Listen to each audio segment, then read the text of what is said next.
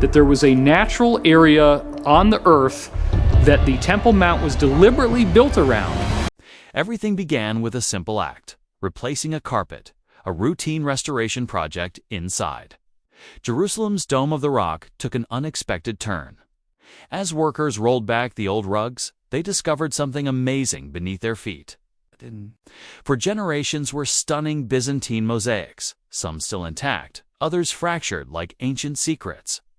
The find sent shockwaves through the archaeological community. What else lay beneath this iconic sanctuary, long protected and rarely disturbed? Suddenly, a place known primarily for its spiritual power became a focal point for scientific inquiry. And what scientists have since found is truly remarkable.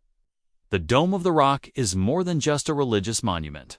Stands on what is perhaps the most disputed and revered piece of land on earth. Jews believe it is the site where Abraham almost sacrificed Isaac and where the ancient temples once stood. Muslims revere it as the place from which the Prophet Muhammad ascended to heaven during the night journey. Christians also see the hilltop as part of their holy heritage, with so much meaning layered into one location.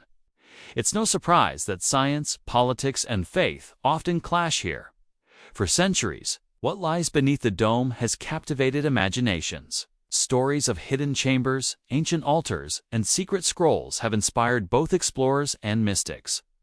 Over the years, archaeologists and scientists have attempted to study the subsurface, but always under strict limitations, often without formal permission, and rarely with public support. Political tensions have only made things more complicated. Despite these barriers, discoveries have emerged: ground-penetrating radar, careful sifting of displaced earth. And even old excavation notes have started to paint a clearer picture of what lies beneath the Golden Dome. The results are nothing short of astonishing. Beneath this ancient structure is a network of secrets, some carved in stone, others hinted at in ancient texts, and many still waiting to be uncovered. What scientists and archaeologists have found under the dome isn't just unbelievably its history, faith, and science converging in the most unexpected ways, while much of the Dome of the Rock's mystery lies underground. Most of what we know today about what's beneath it comes not from modern high-tech surveys, but from work done nearly a century ago. The 20th century brought a mix of curiosity, adventure, politics, and archaeology to the site. Some efforts were well-documented and systematic, while others were secretive, controversial, or simply abandoned. Still, together, they left behind a trail of evidence that's slowly being pieced together. One of the earliest and most detailed efforts came from Charles Warren, a British engineer and officer who conducted deep underground explorations in the 1860s and 1870s under the direction of the Palestine Exploration Fund. While this technically predates the 20th century, his findings would shape much of the exploration that followed in the next few decades. Warren documented underground cisterns, shafts, water channels, and tunnels around the Temple Mount. He wasn't allowed to dig directly beneath the dome itself, but he got close enough to describe features that still intrigue archaeologists. Today, during the British Mandate period in the early 20th century, the site came under British administrative control. A new wave of exploration began, though again under strict limitations due to religious sensitivities. In 1927, a powerful earthquake struck Jerusalem, causing significant damage to the Dome of the Rock and nearby structures. Restoration was urgently needed, and in the process, previously hidden architectural features came to light, including some of the building's original Umayyad-era materials. Then came the efforts of R.W. Hamilton, a British archaeologist and inspector of antiquities. In the 1930s, Hamilton oversaw repairs on the dome and took the rare opportunity to examine some of the areas beneath its floor. His reports, while limited in scope and cautious in tone, included descriptions of ancient mosaics and building foundations that seemed to date back to the Byzantine period or possibly earlier. His notes mentioned beautifully laid floors beneath layers of rubble, patterns reminiscent of church art, and fragments of carved stone that didn't match the known Islamic design. This raised questions about what kind of building had once stood there before the SD was constructed in the late 7th century. One of the most whispered about episodes in the 20th century happened in 1911. when a group of British treasure hunters, acting without formal archaeological oversight, secretly entered the Well of Souls, the cavern located directly beneath the foundation stone. This chamber had long been the subject of rumors and legends. Some believed it was where the Ark of the Covenant was hidden. Others speculated it led to a vast underground complex filled with religious relics. The group used ropes and chisels to access the chamber and reportedly searched for treasure or relics, but were quickly stopped when word got out. Their dig caused outrage across the religious communities, sparking protests and a strong reaction from both Islamic authorities and the British government.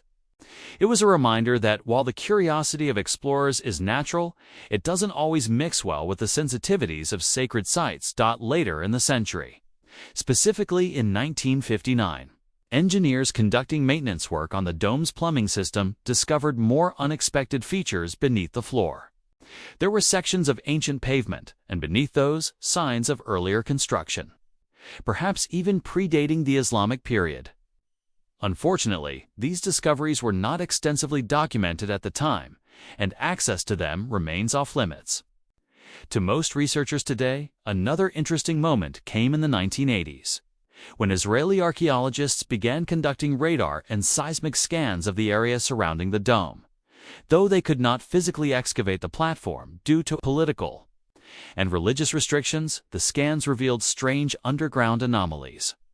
There appeared to be large empty spaces, possibly rooms or chambers, beneath the platform, though no one could confirm what they were.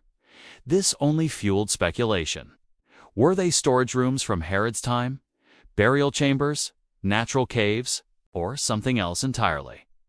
Then, in the 1990s, a major controversy erupted. In 1999, the Islamic Waqf, the religious body that administers the site, conducted a construction project at Solomon's Stables, a large underground vault at the southeastern corner of the Temple Mount. They removed thousands of tons of earth, in a matter of days, dumping it in the nearby Kidron Valley. Israeli archaeologists and historians were alarmed. They claimed that valuable archaeological material had been destroyed or scattered. In response, a group of archaeologists launched what became known as the Temple Mount Sifting Project, a massive effort to go through the dumped soil piece by piece. More on that in the next section, but for now, it's important to recognize how this incident marked a turning point. It brought global attention to the fragile balance between preservation and political control at the site. Perhaps one of the most underappreciated 20th century discoveries came not from excavation, but from a photograph. In the 1950s, a black-and-white aerial photograph of the Temple Mount taken from a military balloon showed faint outlines of buried structures that didn't match the known Islamic or medieval Christian layout. Some believed these were the foundations of the Second Temple. Others thought they were remnants of Roman military buildings. The truth remains unclear. But the photograph sparked renewed interest in non-invasive archaeological methods, especially for sites where digging is not permitted. All throughout the 20th century, discoveries under the Dome of the Rock were shaped by restrictions, secrecy, and chance. Whether it was a cracked floor tile revealing a mosaic, or a maintenance project uncovering a forgotten cistern. The most significant findings often came not from carefully planned digs, but from unexpected moments of access. Each new glimpse only added to the legend. It's important to note that while much has been revealed, a great deal remains unknown. Scientists and archaeologists are still working to piece together what these earlier discoveries mean. Every fragment, every floor tile, every piece of column or pottery tells a story, but the full picture has yet to emerge. And so, the Dome of the Rock continues to guard its secrets, even as each generation uncovers a little bit more, long before the shining golden dome became an iconic symbol of Jerusalem. This hilltop was already considered sacred ground. It sits on what is known as the Temple Mount to Jews, Haram al-Sharif to Muslims, and Mount Moriah in biblical tradition. No matter the name, its significance runs deep. At the center of the platform is the foundation stone, a large outcrop of natural rock that many traditions hold to be the spiritual center of the world. In Jewish tradition, this is the spot where Abraham was prepared to sacrifice his son Isaac, a test of faith recorded in the book of Genesis. It is also believed to be the location where the first temple built by King Solomon stood around. The 10th century BCE followed centuries later by the Second Temple, which was expanded under King Herod before being destroyed by the Romans in 70 CE. For Muslims, the rock holds a different but equally powerful meaning. According to Islamic tradition, it marks the place from which the Prophet Muhammad ascended into heaven during the night journey, accompanied by the angel Gabriel. This miraculous event gave the site its lasting spiritual significance in Islam and led to the construction of the Dome of the Rock in the late 7th century by the Umayyad Caliph Abd al-Malik. It remains one of the oldest standing Islamic monuments in the world. Over the centuries, control of the site changed hands many times. From Jewish kingdoms to Roman conquerors, from Christian crusaders to Islamic dynasties, and eventually the Ottoman Empire. Each group added to, altered, or preserved parts of the structure and its surroundings. These shifts in control left behind a complex patchwork of history, layers of architecture, art, and cultural influences built one on top of another. Beneath the surface lies even more mystery. There are old reports of cisterns, tunnels, chambers, and even a cavern known as the Well of Souls. A dark chamber beneath the foundation stone that some believe was used in ancient times for religious rituals or as a burial chamber. Legends surround it. Some claim it holds the Ark of the Covenant, others that it connects to secret underground passages leading all the way to the dead. See, many of these stories have never been proven, partly because access to the area beneath the dome is strictly controlled. Religious sensitivities and political tensions have long limited archaeological work on the Temple Mount, especially near or under the dome itself. Yet, despite these challenges, bits and pieces of the site's long and layered history continue to emerge, from ancient inscriptions to fragments of pottery, broken columns, and beautiful mosaics that hint at the splendor of past civilizations. This is the backdrop against which scientists and archaeologists are working today. With every new discovery, they're not just uncovering artifacts, they're peeling back the layers of one of the most sacred and contested places in the world. While much of what was discovered in the 20th century came from scattered documentation and limited digs, the 21st century brought something new to the story, something far more methodical, large-scale, and surprisingly grassroots. It wasn't a government-funded excavation or a high-tech expedition that changed the game.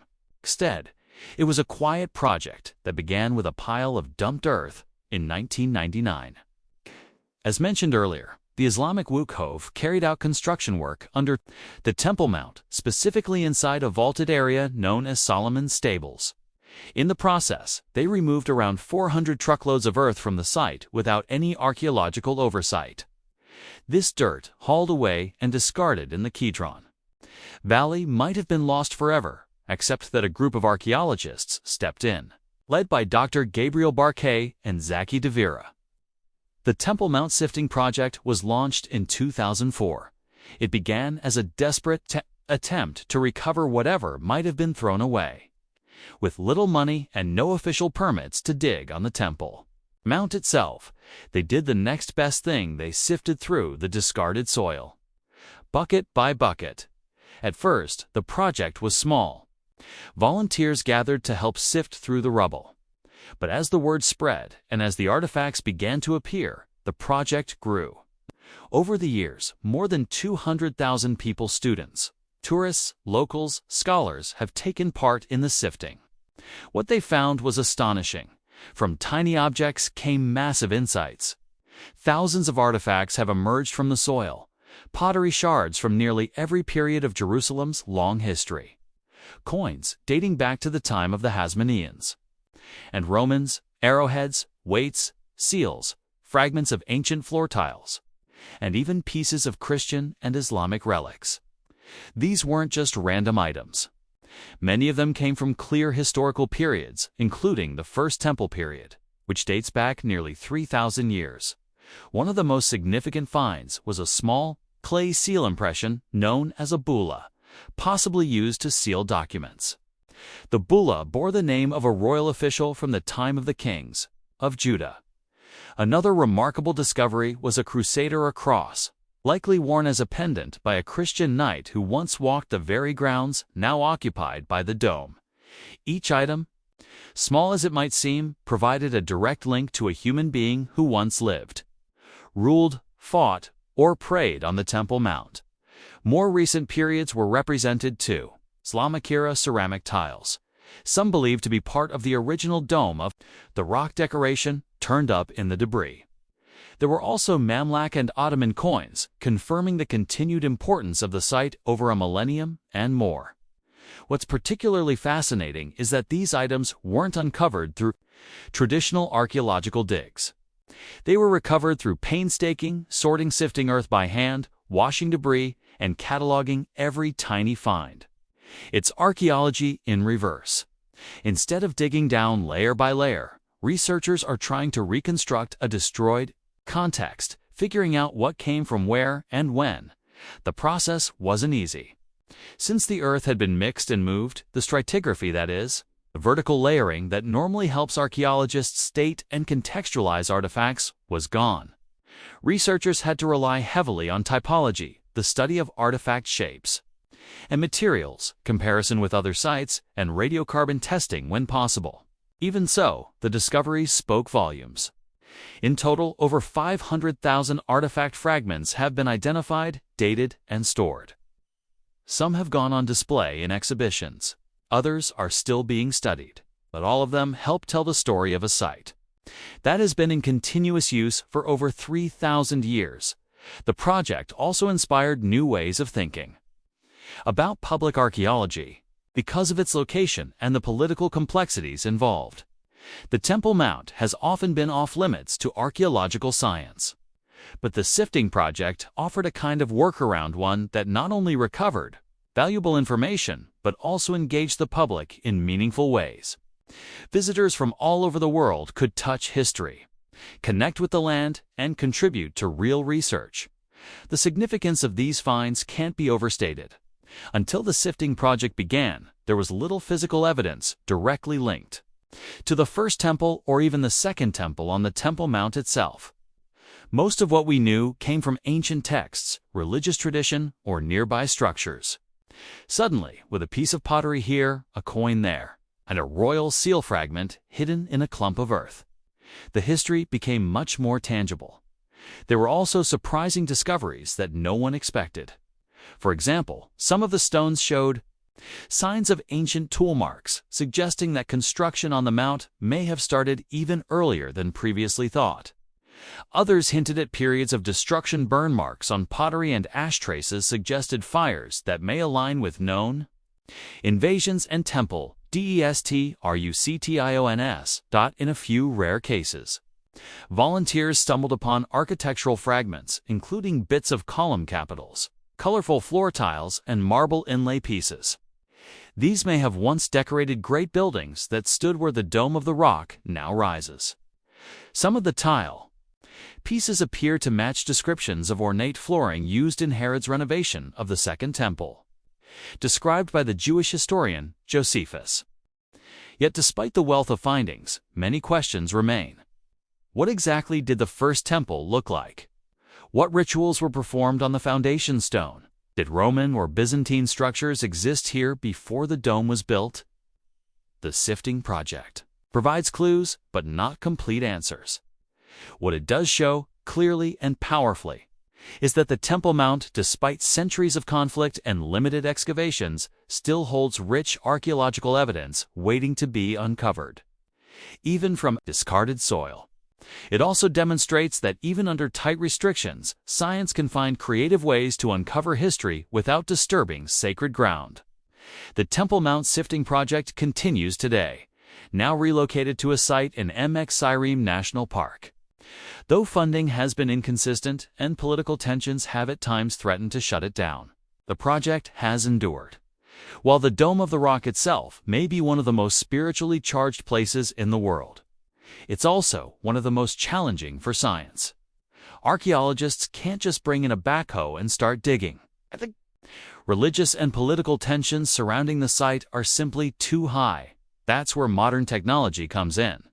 Over the past few decades, scientists have increasingly turned to non-invasive methods to study what lies beneath the dome without disturbing it physically. These tools allow them to look under the surface, detect voids or structures, and gather data without digging a single shovel of dirt. It's not perfect, but it's a valuable workaround in a place where traditional excavation is nearly impossible. One of the most widely used techniques is ground-penetrating radar (GPR). GPR sends electromagnetic waves into the ground and measures how they bounce back. By analyzing those signals, researchers can detect underground chambers, foundations, walls, and voids. GPR has been used extensively around the Temple Mount and has revealed some fascinating features. In areas near the dome, GPR scans have picked up signals that suggest the presence of large rectangular rooms beneath the surface. Some are believed to be ancient water cisterns, possibly dating back to the Second Temple period or even earlier. Others remain unidentified. One intriguing anomaly beneath the foundation stone has been interpreted by some as a natural cave, possibly the Well of Souls, while others believe it could be a man-made chamber in addition to radar. Scientists have used seismic and acoustic scanning. These techniques involve sending vibrations into the ground and listening for how they echo. Like radar, they help map underground spaces. Combined with GPR, they allow for multi-layered models of what's under the mount. Another major tool is LIDAR, light detection and ranging, which uses laser light to measure distances and create high-resolution maps. While LIDAR is more commonly used for surface mapping, it's been applied in some cases to scan structures like ancient walls, steps, and corridors in the surrounding areas. In 3D, these scans can recreate entire buildings as they may have appeared. In the past, for dating materials, archaeologists still rely on more traditional tools, like radiocarbon dating. Even though they can't sample material directly from the Temple Mount, they can date artifacts found nearby or in related debris. Like the soil from the Temple Mount sifting project, tiny pieces of burnt wood, olive pits, and other organic matter can be analyzed to determine their age within a few decades of accuracy. Typology is another classic method that still plays a major role. This involves identifying the style and design of objects, pottery, coins, tiles, and tools to determine their historical period. For example, a particular kind of Roman coin might help date a layer of earth, while a certain ceramic design could link an area to the Byzantine era. There's also been growing interest in digital reconstruction. Using all the data collected from radar scans to historical drawings and ancient text, researchers can build virtual models of what the Temple Mount might have looked like during different periods. These models help scholars understand how the site evolved over time and how various structures overlapped or replaced each other. Despite the impressive technology, researchers still face limitations. Much of the Temple Mount remains a no-go zone for archaeological work, especially beneath the Dome of the Rock. Religious authorities are understandably cautious about any intrusion that could disturb the sanctity of the site or cause political unrest. That's why most of the radar scans and mapping projects are conducted just outside the central platform, or are done unofficially and published only years later. Even so, the science is advancing. Some researchers have proposed using subterranean drones, small robotic devices that could be sent through natural openings or pre-existing channels to map unseen chambers, while still in development. Such technology could one day provide images of places no human has entered in centuries. Ultimately, science has proven that even without traditional digging, it's possible to explore and understand what lies under one of the most mysterious religious structures in the world. Technology has become the archaeologist's scalpel, a way to peel back layers of time without damaging the patient. And while we still can't say with certainty what every void, tunnel, or chamber is for, each scan brings us one step closer to understanding the full story of the Dome of the Rock. Now, it's impossible to talk about the Dome of the Rock without talking about politics and religion. Archaeology doesn't happen in a vacuum, especially not here. The site is located at the center of one of the most contested places on Earth, the Temple Mount, or Haram al-Sharif, depending on whom you ask. It's sacred to Jews, Muslims, and Christians alike, which means that every stone carries weight, far beyond its historical value. Because of this, archaeology here is not just science, it's a delicate dance involving religious authorities, government agencies, international organizations, and deeply held beliefs. The Islamic Whoosh, a religious trust based in Jordan, has administered the Dome of the Rock and the surrounding compound since the 12th century. Under an arrangement with the Israeli government after 1967, the Waqf maintains day-to-day control of the site while Israeli police provide security. This balance of power is fragile, and any perceived change, whether it's a renovation, a construction project, or an archaeological survey, can trigger political outcry and even violence. This is one reason why formal archaeological excavations under the Dome of the Rock are almost unheard of. To dig there would be seen by many Muslims as an intrusion into a sacred space. For Jews, the site is equally sacred, traditionally considered the location of the first and second temples. Yet Jewish religious law also warns against walking on the Temple Mount itself, for fear of entering the Holy of Holies, the most sacred area of the ancient temple, which was only accessible to high priests. Because of this religious tension, archaeology on the Temple Mount is tightly restricted, and in many cases, completely forbidden. This has led to frustration among scientists and historians who know that beneath this platform lie answers to some of the oldest questions in biblical history. But at the same time, many acknowledge that science must respect the religious significance of the place. You can't study the site without acknowledging the beliefs that surround it. And then there's the politics. When the Islamic Waqf carried out its 1999 construction work at Solomon's Stables, removing tons of earth from the Temple Mount without archaeological supervision, it sparked outrage among Israeli archaeologists. They accused the Wushof of destroying historical material, intentionally or not. The Wushof, on the other hand, argued it had the right to maintain and expand worship spaces for Muslims, without outside interference. The aftermath of that event led to the creation of the Temple Mount Sifting Project, which we covered earlier.